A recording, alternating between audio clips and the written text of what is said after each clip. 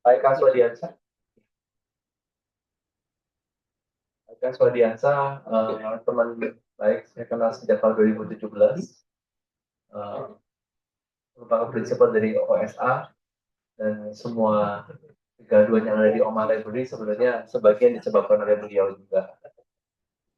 Beliau mengajak kami-kami untuk berpameran, berdiskusi, bukan fokus ke pamerannya, tapi fokus ke diskusinya.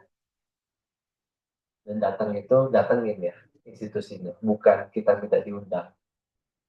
Kemudian mengajak berdiskusi langsung. Dan itu satu tindakan yang saya tidak pernah lihat sebelumnya. Jadi beliau ini ya mendobrak beberapa hal dengan hal yang sudah dia kerjakan. Jadi di ranah itu beliau sekarang menggali di tema untuk teori biasa. Dan kita lihat sebagai runtutan juga ke story of style juga yang sudah beliau coba gawangin di Oma Library. Silakan ya Kak. Silakan. Terima kasih. Terima kasih. Terima kasih. Bismillahirrahmanirrahim. Assalamualaikum warahmatullahi wabarakatuh. Salam sejahtera, Shalom, Om Swastiastu, Namo Buddhaya, salam kebajikan, Rahayu. Saya akan memulai dengan satu pertanyaan dasar ya. Apakah Indonesia itu adalah bangsa yang besar gitu ya? Kok nggak bisa ya? Oke. Nah, jadi kita mulai dari itu dulu deh gitu ya. Yang kok saya yang gampang-gampang aja gitu ya.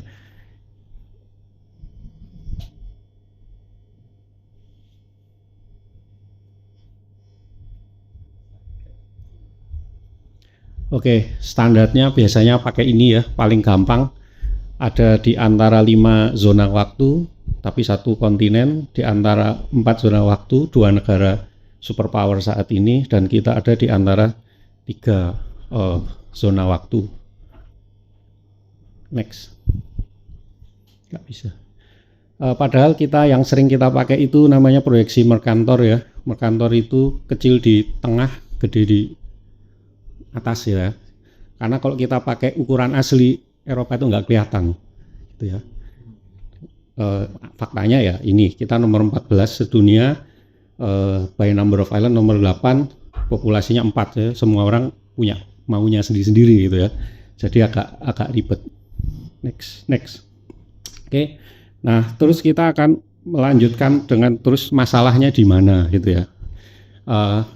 Dulu kan kita rame-rame di Omah karena kita meneruskan Omah ya, cerita di Omah dengan ada Garuda, sama kalau di awal-awal Nusantara kita bahas setelah COVID itu saya yang paling takutkan ini gitu ya, bukan itunya. Setelah selesai menurut saya Garudanya oke kok, nggak norak gitu ya, secara artistik ya, tapi dia tidak menyelesaikan permasalahan arsitektural. Cuma setelah jadi katanya kita pindah ibu kota itu kan meninggalkan legacy kolonial gitu ya.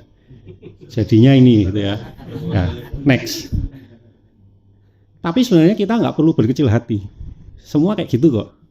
Superpowernya ini neoklasik ya, dari Yunani, ini Romawi, ini Jefferson, ini literally ada patung yang menggantikan Zeus. Yang ini dari Mesir. Next. Tiongkok beda gitu ya, karena dia ratusan tahun oke gitu ya. Terus ini yang sekarang istananya, kantornya Xi Jinping oke. Tapi begitu kita kembali gitu ya, dia diformalize jadi negara. Mao Zedong membangun, mulai kelihatan kolomnya. Ketika dia meninggal, museumnya jadi gini. Next. Mungkin yang agak beda ceritanya Australia ya. Ini di Melbourne awal sebelum bersatu, stage-nya pertama sementara di situ. Ini Old Parliament House, sudah oke. Ini yang sering dianggap bisa bebas gitu ya. Tapi begitu lanjut lagi, akhirnya ternyata nggak ada tuh yang tadi disebut identitas gitu. Setiap tahun bangun ya beda baru, nggak masalah gitu ya. Next. Nah, yang sering dipakai sama arsitek, terutama yang terkenal itu yang kotanya berantakan sebenarnya gitu ya. Tapi secara bangunan cantik, tapi ini ada catatan tersendiri. Ada alasan kenapa Amerika Latin itu tidak diundang ke Asia Afrika, karena dianggap budayanya sudah tercerabut dari akarnya. Jadi ya bisa kayak gini, bisa jadi karena alasan itu. Next. Terus ini yang kemudian yang menghebohkan di Eropa sana ya, dan di Amerika Serikat. Yang sebenarnya yang ini menghebohkan di saat itu buat kita biasa aja ya, karena di sini sampai sekarang masih banyak gitu ya. Cuma yang kemudian menjadi permasalahan itu ada representasinya itu. Maksudnya apa? Yang kita sadari sebagai vernakularitas atau tradition gitu ya. Low culture atau high culture. Kalau kita kemudian menselebrasi masa lalu kita, kan yang sering kali diselebrasi itu kan istana gitu ya, bukan rumah rakyat itu tadi gitu ya, bukan kampung itu tadi. Next. Jadi itulah pertanyaannya. Dan banyak sekali yang mencoba membreakdown circle itu. Frank Lloyd Wright melakukannya 4 kali gitu ya, dan gagal gitu ya. Menurut saya yang paling ini yang sering dijadikan contoh ya.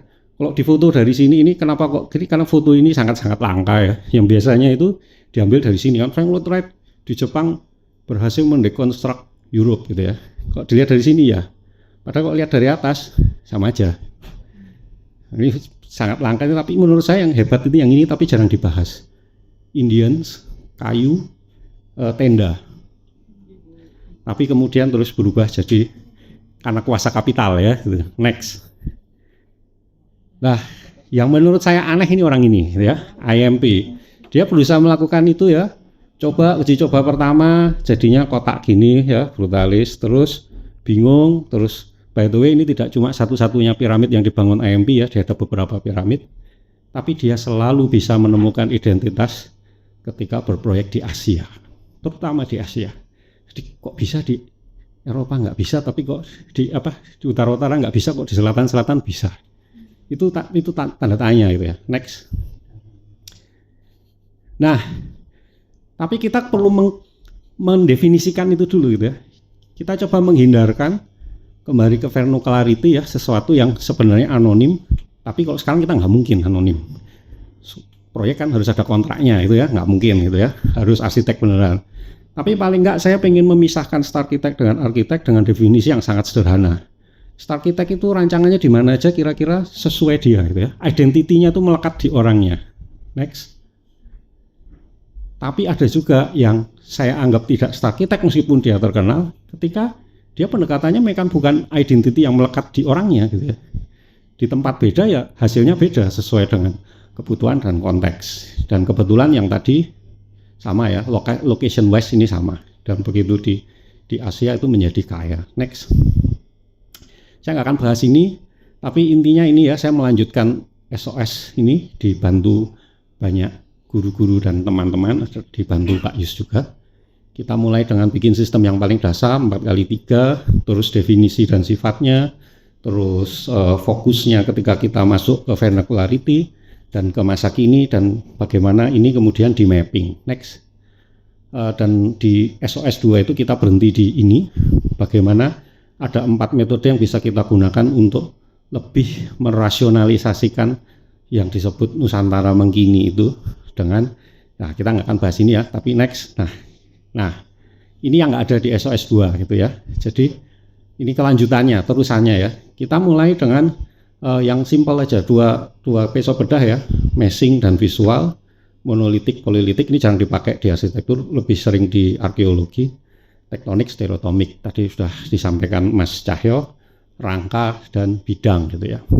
Nah, next. Nah, sekarang kita mulai jalan-jalan ya, membahas yang saya sebut arsitektur sehari-hari yang kita lihat ya. Representasi, tapi dia sehari-hari. Dan karena kita akan memulai dari politik, kita harus memasukkan elemen Eurocentris. Dan bisa disederhanakan dengan sangat sederhana. Fokusnya di atap, kolom, dinding. Next. Terus penoloknya, cara kita menilai monolitik, polilitik, dan yang satu lagi yang baru harfiah. Intinya nggak diolah banyak itu ya, langsung tempel. Oke, next. Oke, gimana sih hasilnya? Kita mulai dari yang simpel dulu, yang sering diskreditkan gitu ya. Kalau kita membahas secara arsitektural itu atap yang harfiah ya, langsung tempel. Next. Tapi kemudian ada yang monolitik ya. Ini ya apapun itu atapnya sebenarnya nggak nyambung sama bawahnya ya, dia melalui transformasi, cuma kritik saya sebenarnya kenapa kok joglo, tadi disampaikan Jawa kan nggak harus joglo, kita bahas yang lain. Yang ini atapnya monolitik tapi posisinya nggak formal gitu, nggak di tengah, di mana aja gitu bisa. Next. Ini yang jarang dibahas, yang polilitik gitu ya, atap tapi polilitik, karena background di kevernakularannya itu nggak seheboh yang lainnya itu yang mudah, akhirnya dipecah-pecah gitu kan, dipecah-pecah. Tapi apakah ini grounded menurut saya gitu ya. Next. Terus ada yang eurosentris ya, yang jelas dia harfiah juga gitu ya, kolom. Next. Terus ada juga yang kolom itu terus diolah gitu ya, secara monolitik gitu ya. Jadi ya lumayan hilang lah gitu ya. Yang ini sih menarik ini ya, cuma disisain 2, terus di tengahnya kecil-kecil gitu ya. Tapi dalam konteks dia sebagai kawasan gitu ya, hilang, dia cuma di sini aja gitu ya. Ya, next. Terus ada yang kolomnya tuh polilitik ya. Ini menarik ini. Dia pengen gitu ya punya ada kolomnya, tapi secara skala itu jadi kecil sekali dan hilang sama atapnya. Kalau yang ini menurut saya lebih menarik gitu ya. Ditarik sampai ke atas ya di depan. Terus di sini dikasih yang baru, yang beda gitu ya. Jadi tiba-tiba ketika kita bicara kolom pun yang muncul pun nggak eurosentris. Next. Nah, terus kemudian ada yang harfiah yang tadi disebutkan oleh Mang D. Kita bisa ambil contohnya ya, kan kita selalu dari 2 provinsi ke gubernur, eksekutif dan legislatif ya. Dua-duanya di Bali ini harfiah. Karena Bali Sering dan tadi sudah dijelaskan Mang D. Next. Sangat minim pengolahan. Nah, tapi bagaimana ketika dinding itu jadi monolitik? Ada contohnya nih di Ambon, ya, diangkat ke utara. Ini aslinya dari kolom, tapi terus di blend in sama kaca, hilang kolomnya, atau yang benar-benar nggak kelihatan di Jawa Tengah. Next. Nah, ini yang polilitik lain ya. Kalau kita ngomong caranya kok gampang banget ya, terus ditambahi kayak gini ya. Tapi kan itu tadi ya, itu kan bukan sesuatu yang dibikin oleh arsitek sehingga kita tidak membahas itu ya. Yang ini menurut saya brilian. Dipancung kecil-kecil ya, terus dengan berbagai macam itu, akhirnya dindingnya itu polilitik itu hilang, dia bukan bidang. Tapi juga bukan tekton sebenarnya gitu ya, tapi secara dia bidang itu dipancung kecil-kecil gitu ya. Next. Nah, terus ada yang transformasinya sudah modifikasi. Saya nggak bilang ini lebih bagus ya, tapi ini next level gitu ya. Atap sampai dinding itu sudah jadi satu dan lain sebagainya. Ini terlepas bagus atau enggak ya itu masing-masing gitu ya. Next. Nah, itu tadi yang bangunan politik ya. Sekarang kita bicara gapura, angkasa pura kita gitu ya, pintu masuk kita. Ada ya, balik lagi dominan atap harfiah. Aslinya kan ada harfiah, ada monolitik, ada polilitik, tapi yang gede banget yang harfiah. Tempel aja langsung gitu ya. Next. Tapi ada juga yang dia monolitik gitu ya. Ini kan besar nih, ya, ini kan sering dulu diprotes sama Mas Cahyo. Orang itu bikin terlalu bagus, nggak tahu fungsinya gimana gitu ya. Tapi kalau dia besar, ya udah kasih aja satu lah aksis utamanya, kasih gini, strukturnya sederhana aja. Tapi kita udah bisa ngomong, oh ya ini Lombok gitu ya. Tanpa perlu ribut-ribut perkara fungsionalnya tetap dapat. Next. Terus ada ini yang polilitik ya. Ini menarik, ini yang di Ambon ini juga. Dia pecah-pecah gitu ya. Tapi ini Baileo, yang ini Baileo, ini separuh Baileo, yang ini yang baru. Ini lain lagi. Ini nggak ada referensinya di Ambon menurut saya. Di Seram juga nggak ada. Next. Atau yang modifikasi ya. Ini yang kemarin ini yang dari Palembang gitu ya. Yang tahu-tahu dibalik gitu ya. Jadi dia tekton tapi nggak ada isinya gitu ya. Terus dicungkup, ditarik, jadinya kuncup-kuncup gini. Ini lucu ini, kok bisa mikirnya sampai gini ya gitu. Jadi ini tekton ini cuma ini aja gitu ya. Di bawah dia menurunkan cahayanya gitu. Tapi kreatif gitu ya. Next. Terus ada yang, ini yang lebih menarik lagi yang di Makassar itu. Dia murni modern sebenarnya high-tech karena kebutuhan fungsi mungkin ya. Terus cuma ditambahi aja satu ornamen gini ya. Kalau Venturi bilangnya shade itu, sudah ini jadi Toraja. Cuma ada tambahan itu aja ya. Next. Nah, ini yang next level. Karena kebutuhan kapital besar ya untuk mendatangkan orang, Tapi yang saya sangat menghargai dari rancangan ini adalah bagaimana kemudian itu dimasukkannya secara, ini atapnya kan modifikasi tetap high tech ya, karena kebutuhan itu tadi, bentang panjang dan lain, tapi pendekatannya adalah dinding dan dia fungsional, mengikuti bagaimana kalau kita bicara Kori Agung gitu ya, terus bagaimana kemudian eksplorasinya menjadi ruang antara yang tadi dibahas, antara apa, ini nggak jelas, ini ruang dalam, ruang luar, ini ruang tengah-tengah gitu ya.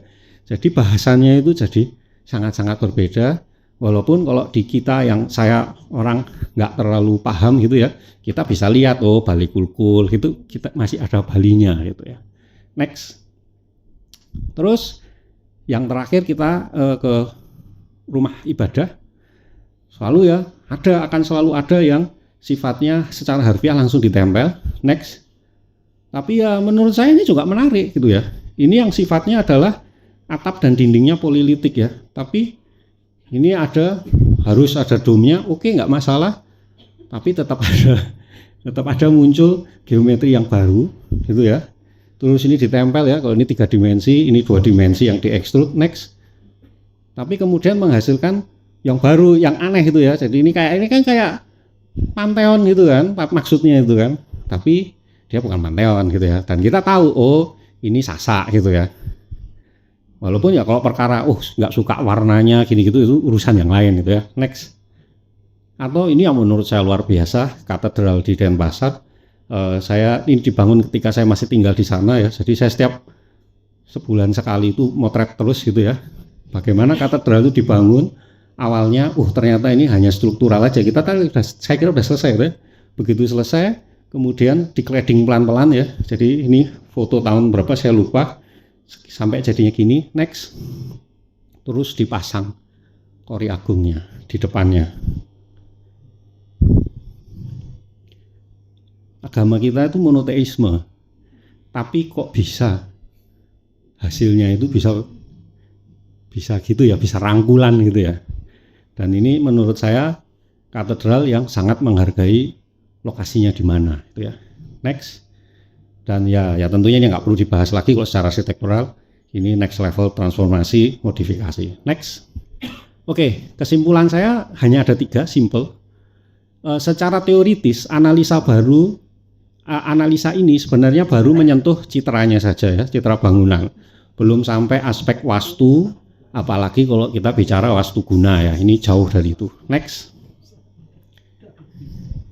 Namun semua contoh infrastruktur publik yang disajikan dibangun dengan segala keterbatasan tipikal proyek plat merah di negara berkembang. Maksudnya apa? Kita tuh sering kali nggak fair ya. Kita ada bangunan infrastruktur publik terus dicaci maki dibandingkan dengan katakanlah di negara maju. Ya kita ini GDP berapa, oke gede, tapi per kapita kita berapa sih? GDP per kapita kita tuh masih jauh dari negara-negara kaya gitu ya.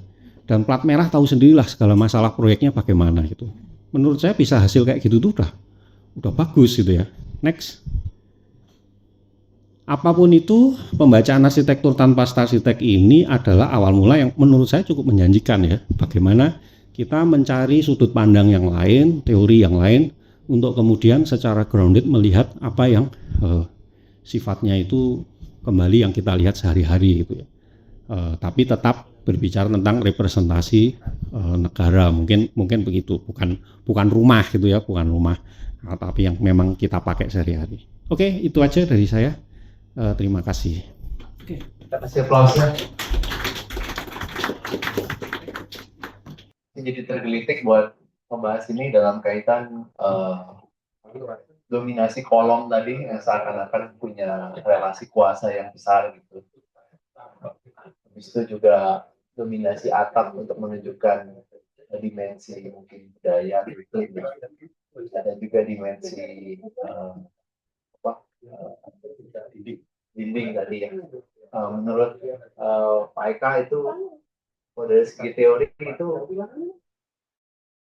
tujuan yang mau dibongkar untuk kita supaya merdeka sebenarnya. Kalau kita balikin ke dimensi awalnya ya. Ya, kalau menurut saya itu gini ya, yang terjadi di kita sekarang itu prakteknya sebenarnya sudah maju, teorinya yang ketinggalan. Jadi kita ini sekarang mestinya mencoba mencari cara membaca yang baru gitu ya. Cara membaca hasil artefak itu yang baru. Karena kalau kita membacanya dengan teori yang ada dari luar, nggak akan ketemu. Karena milieunya beda gitu. Jadi tujuannya adalah itu, bahwa kita bisa mengapresiasi tapi tentunya dengan sudut pandang yang lain gitu. Sudut pandang menurut saya itu tadi contoh-contoh yang dengan skala keterbatasannya oke gitu ya. Mereka dan belum ada, maksudnya gini, apakah arsiteknya itu merancang itu dengan menggunakan teori gini, saya yakin enggak. Mayoritas ya, kita bilang mayoritas dari itu tadi enggak. Tapi ada usaha untuk kemudian menghadirkan gitu ya, menghadirkan, mengolah ya. Kecuali yang harfiah, kalau harfiah ya langsung tempel gitu ya.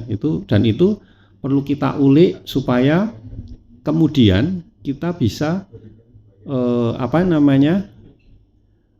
mereproduce yang baru. Kita perlu caranya gimana ya gitu. Jadi kebalik ini, dari kritik terus membuat teori, terus kita mencoba membuat sejarah yang baru. Kebalik gitu. Mungkin kira-kira gitu. Tapi mau nggak mau itu kan bangunan-bangunan tadi sudah jadi fakta yang ada di lapangan ya. Jadi apakah itu terkait dengan klien yang merepres arsiteknya untuk bisa seperti itu bentuknya, atau society kita yang punya tradisi, mungkin satu hal yang perlu dikuliti gitu. Bisa jadi, terutama yang eurosentris tadi, kalau pesan dari gubernurnya gitu terus gimana tuh gitu kan gitu. Oke, silakan, apa ada pertanyaan atau ada tanggapan dari teman-teman semua? Silakan. Bisa.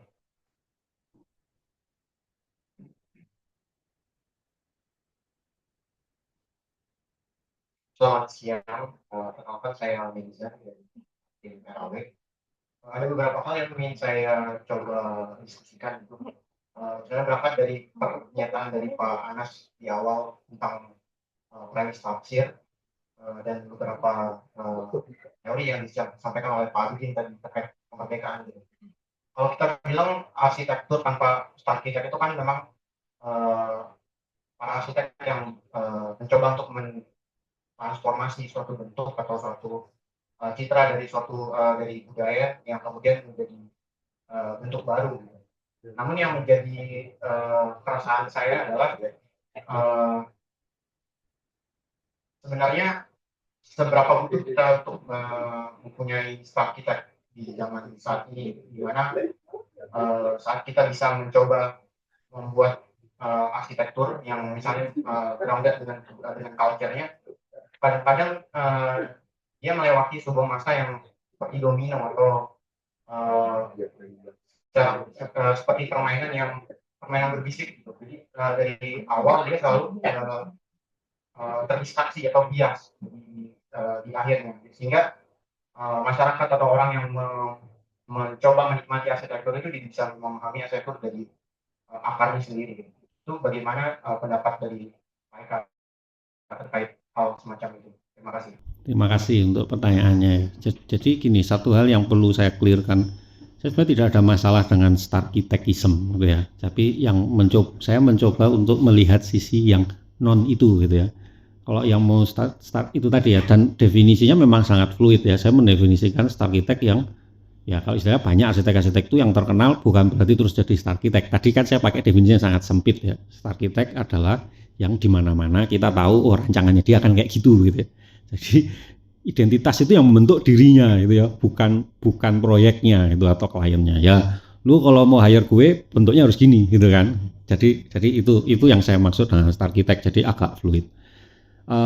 Cuma yang kadang-kadang kita lupa dan kita membandingkan itu tidak apple to apple. Misalnya nih, saya kasih contoh. Ada proyek plat merah yang bikinan starkitek dan itu bagus banget. Ya kalau kita ke sana kita harus mengakui itu bagus banget, tidak seperti kualitas yang biasanya. Pertanyaannya adalah apakah itu pernah dipublikasikan? Budgetnya berapa? Dia menghabiskan berapa banyak APBD untuk bisa membangun itu, atau bahkan APBN? Yang kalau dibagi per meter persegi keluar harga per meter perseginya berapa? yang kalau itu ditransfer ke arsitek lokal di situ dikasih duit segitu, bisa jadi dia lebih bagus. Gitu. Kita nggak pernah membahas itu. Kalau kita bahas istilahnya buku-buku arsitek yang terkenal itu, apakah ada di situ dia menyantumkan RAB-nya berapa? Sehingga kalau kita bilang, lu habis duit segitu, pantas aja bagus gitu. Itu jarang, dan itu kuasa kapital itu nyata gitu ya. Nah, itu yang menjadi concern saya gitu. Jadi ada alternatif yang lain yang itu menurut saya lebih layak diperjuangkan. Karena kemudian kalau kita musuhnya itu arsitek biasa-biasa aja, hal seperti harga dan lain-lain itu jadi tidak terlalu tabu untuk ditanyakan gitu. Gitu kan. Istilahnya kan nggak mungkin kalau Anda pakai arsitek terkenal gitu ya, terus ditarik ke DPRD, terus pertanggungjawaban ini harganya berapa ya? Jawabannya tuh nggak akan jauh-jauh ya. Kalau sudah berani hire saya harus berani mahal dong harganya. Kira-kira kan jawabannya gitu ya. Dan balik lagi, saya tidak menyalahkan itu juga gitu ya. Bahwa banyak senior kita, senior saya yang bisa menjadi terkenal itu kan setelah berdarah-darah sekian tahun juga banyak gitu ya. Itu sah-sah aja. Cuma saya merasa bahwa identitas itu tetap penting gitu ya. Identitas itu tetap penting, dan cara yang saya coba cari tahu itu adalah cara mencapai identitas itu bagaimana. Dan itu tadi sebenarnya kan baru contoh-contoh yang simpel ya. Kalau misalnya ditanya identitas nasional gimana, nggak tahu. Atau untuk saat ini belum tahu lah. Itu harus pelan-pelan gitu ya, harus dicari tahu. Mungkin itu, maaf kalau tidak menjawab dengan langsung.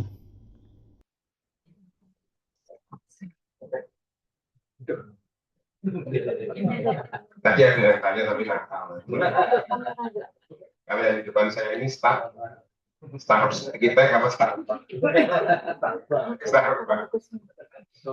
Ya, kita itu seringkali galau dengan identitas arsitektur Indonesia gitu kan. Tapi kalau dipikir emangnya ada negara di dunia ini yang punya identitas arsitektur yang jelas? Amerika, India, atau manapun sebenarnya juga nggak punya kan. Nah terus bedanya apa? Saya masih ingat waktu tahun 99, zaman prasejarah dulu, sebelum buku Turan datang gitu. Waktu saya sedang presentasi di zaman quality research-nya Prof. Gun zaman awal-awal dulu itu, tentang identitas juga. Terus ada arsitek, bukan staff ya, peneliti arsitektur dari Belanda yang ngetawain kita, negaramu itu luasnya bukan kepalang gitu kan, agamnya banyak, terus kalau ribut bicara identitas, wong Belanda ini yang kecil aja kita nggak punya kok gitu kan. Nah, sehingga masih ada katanya mestinya identitas tadi, tapi ini identitas dalam artinya dengan star atau non star itu. Jangan-jangan itu menjadi neovernakular yang ya lama-lama itu ya yang lazim dipakai itu seperti itu. Tapi pentingkah kita itu? Karena memang sebenarnya semua juga nggak punya itu loh, bukan karena kita ketinggalan atau karena itu. Terima kasih Mas Arsitek. Ya, kalau boleh merespon langsung ya, identitas penting gitu, karena menurut saya itu muncul dalam kebutuhan kita gitu ya. Cuma yang mungkin kadang-kadang jadi tidak pas itu karena kita tidak membahas skala identitasnya ini skala apa gitu ya. Skala regional kah, skala nasional kah, skala provinsi, kabupaten, kecamatan gitu. Bahwa sah saja sampai dalam skala unit yang paling kecil gitu ya, rumah gitu. Identitasnya ada nggak? Ya menurut orang yang bikin rumah itu saya maunya gini gitu ya. Tapi itu yang kemudian kenapa kok menurut saya itu jadi penting ya, terutama kalau kita bicara bangunan publik. Ya itu yang kemudian akan apa istilahnya, saya lupa, Carl Jung itu. Yang itu kemudian menjadi memori kolektif kita gitu ya. Dan memori kolektif itu akan selalu nyambung gitu ya. Nah, tapi apakah kita bisa bilang bahwa itu kok pertanyaan kok kayaknya dari zaman dulu nggak selesai? Ya, soalnya kalau selesai nanti kita jadi pengangguran gitu ya. Ya kan itu memang never ending ya. Saya rasa itu sih, sama saya rasa itu pertanyaan itu akan selalu muncul gitu ya. Mungkin itu. Terima kasih ya Kak. ini mengingatkan saya pada tema tentang kemerdekaan yang sempat saya baca itu berkaitan dengan hal demikian. Ternyata untuk Indonesia itu sejak dulu sampai titik nol tadi, titik awal sampai sekarang itu selalu diusahakan supaya tidak terjadi individual freedom. Yang ada itu collective freedom. Ini yang menjadi keindonesiaan di sini. Jadi kalau misalnya freedom untuk yang di barat itu memang selalu individual. Jadi liberal democracy itu kan yang diutamakan individu. Jadi style siteknya itu masuk akal. Kalau yang di sini itu selalu ditekan supaya keindividualan itu nggak muncul. Sehingga legitimate sih. Jadi usaha itu selalu kategorinya yang kolektif. Jadi yang nasional itu jadi muncul. Apa sih arsitektur Indonesia? Itu kalau diparalelkan dengan budaya politik itu konsisten sekali. Dan demokrasi apa yang terpimpin, demokrasi Pancasila, nggak ada demokrasi itu. Jadi arsiteknya nggak bisa muncul. Makanya yang liberal individual itu selalu dikritik terus kan, karena merasa yang kolektif itu lebih penting. Cuman komentar aja. Terima kasih.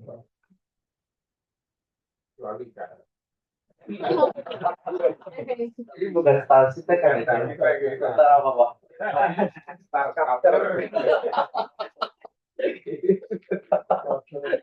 Saya ngasih komentar.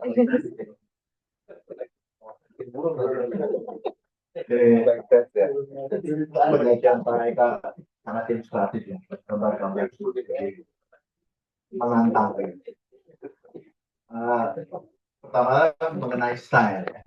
Jadi saya selalu bertanya-tanya juga, kali layak untuk jauh ya. Mungkin tidak harus saya. Karena style itu apakah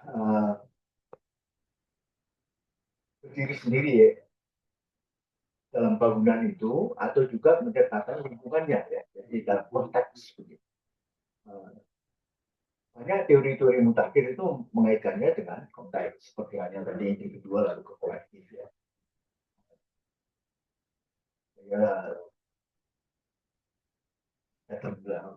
Terlebih gitu ya, itu ada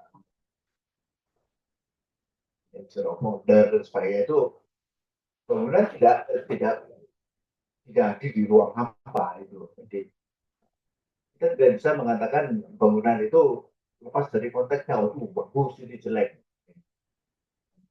Itu pula dengan identitas tadi ya.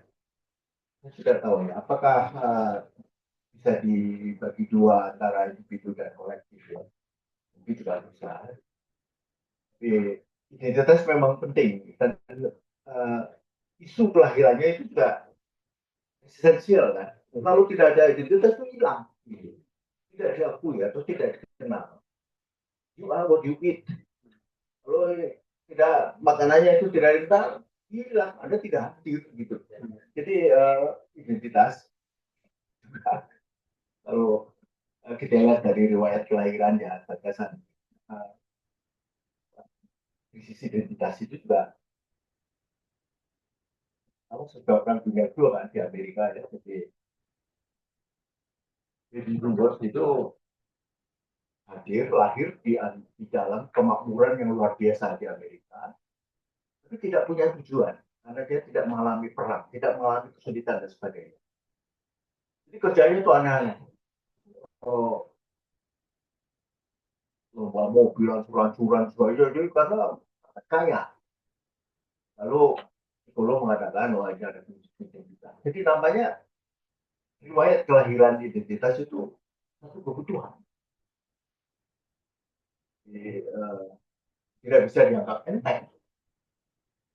Apalagi kalau kita mengaitkannya dengan satu fungsi bangunan tertentu ya.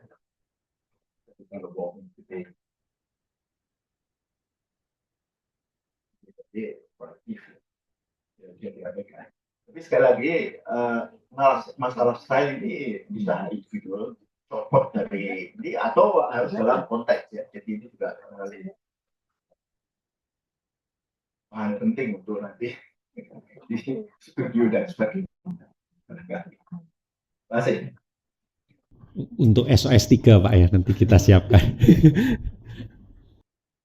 Mungkin semuanya banyak yang menyadarkan ya.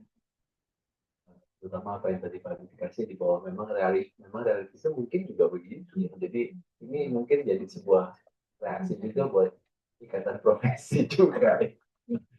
Dan gimana mau merespon ini terkait dengan realita budaya kita ya. Ada satu hal sih saya barusan ingat Pak, boleh 1 menit aja ya. Jadi intinya sebenarnya gini, kita mungkin belum menyadarinya, tapi kita ini kan menuju pintu gerbang ekonomi kita, negara sebagai negara itu kan menuju pintu gerbang menjadi semakin kaya gitu kan. Identitas ini akan muncul ketika kita mulai semakin kaya, seperti yang pernah terjadi sebelumnya di Tiongkok dan sebelumnya lagi di Jepang. Kita akan menuju ke sana dan sudah terjadi di Brasil. Itu kita perlu siap-siap. Terima kasih Pras ya.